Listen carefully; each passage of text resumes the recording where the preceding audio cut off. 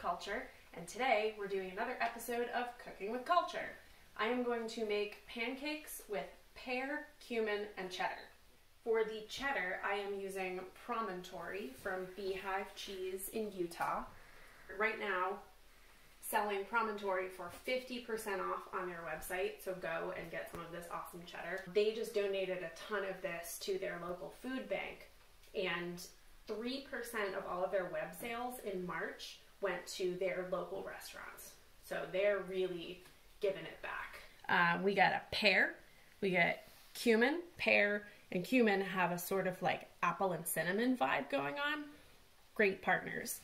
Sea salt, all-purpose flour, baking powder, buckwheat flour, which the recipe does not call for, but they were all out of wheat flour at the supermarket. And then olive oil for frying the pancakes. So I've got the dry ingredients in the bowl right now, and as you can see, there's just a little bit of cumin, half a teaspoon, because it is a very strong aromatic spice and you don't want to overpower. Okay, so we're cutting up the pears into tiny bits.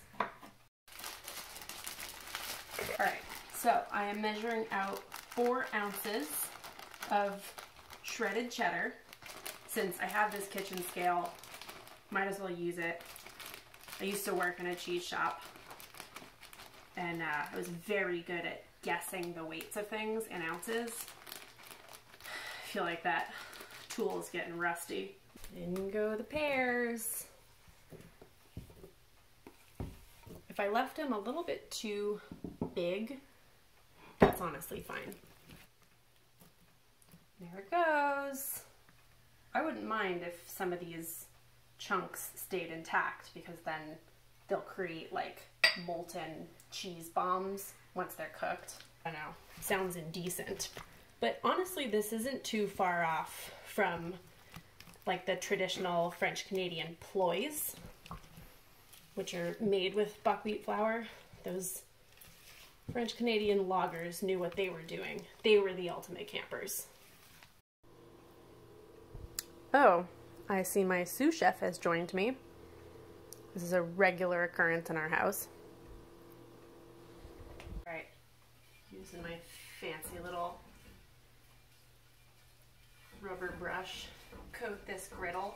This batter has firmed up quite a bit. When I first mixed the water in, it seemed really loose to me, but this is looking pretty legit. I'm just gonna eyeball it because I'm feeling lucky.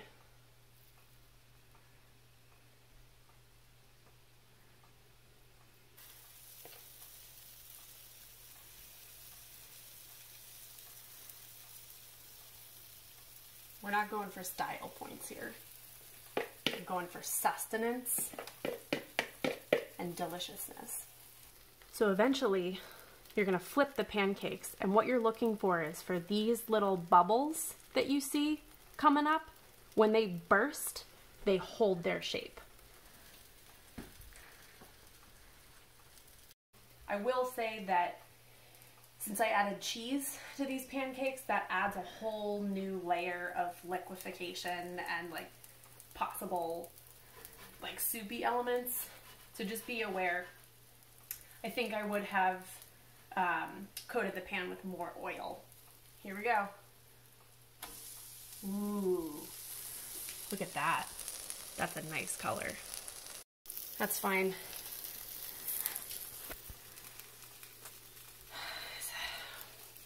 This is